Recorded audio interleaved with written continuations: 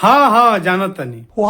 दादी के आँख से कम लौकतनु। क्या बात कर रहे रे बाबा? तो डॉक्टर भी चेक करा के चश्मा बनवावे खातिर जाता लोग। हाँ, जानत त बारो, बाकी सब बात नइखनु जानत। कैसन बात?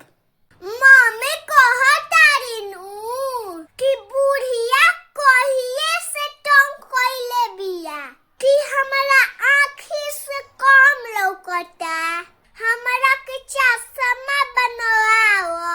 बुढ़िया खूब शौकीन बनतिया, बुढ़ारी में चश्मा लगा के चली, कुल होकर चश्मा लगावे छोड़ा दे।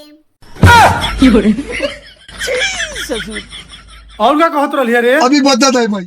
और मम्मी कहतारी नु जाता नहीं बेरा डॉक्टर से कह के एगो ऐसने सुई दिवा देम कि बुढ़िया दोनों आँख से आंधर हो जाई।